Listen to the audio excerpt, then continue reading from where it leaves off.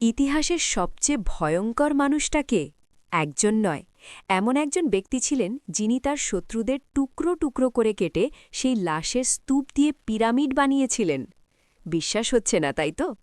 এই ভয়ঙ্কর মানুষটার আসল নাম ছিল তেমুজিন, যাকে আজ পুরো বিশ্ব চেনে চেঙ্গিস খান নামে।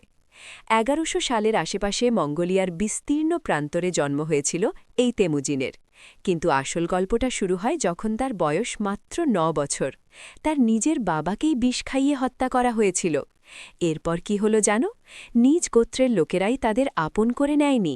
তেমুজিন আর তার পরিবারকে ছুঁড়ে ফেলা হয়েছিল গোত্রের বাইরে। কিন্তু এটাই ছিল শুরু, যেখান থেকে সে শুরু করেছিল ইতিহাসের সর্ববৃহৎ সাম্রাজ্যের স্বপ্ন, একজন সর্বশ্রেষ্ঠ শাসক হিসেবে নিজেকে প্রতিষ্ঠিত করার যাত্রা। দেখতে দেখতে কেটে গেল অনেকটা সময়। ১২২৬ সাল চেঙ্গিস খান একতাবদ্ধ করলেন অসংখ্য ভিন্ন ভিন্ন গোত্রকে, আর তাকে দেওয়া হল চেঙ্গিস উপাধি। এর মানে কি জানো? বিশ্ব অধিপতি।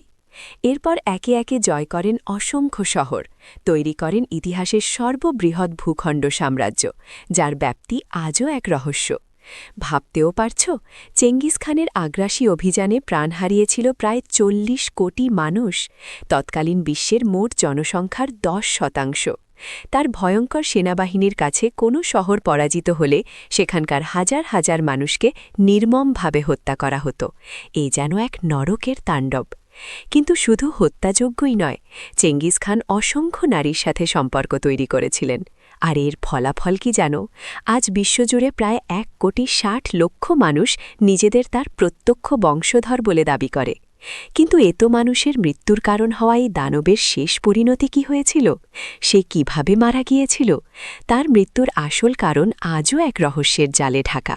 প্রচলিত মতবাদ অনুসারে ১২২৭ সালে এক পাহাড়ি খাদে পড়ে গুরুতর আঘাত পান চেঙ্গিস খান, আর এই আঘাতের কারণেই নাকি কয়েকদিন পর তার মৃত্যু হয়। কিন্তু সত্যিই কি তাই ছিল, নাকি এর পেছনে লুকিয়েছিল অন্য কোনো গোপন ষড়যন্ত্র?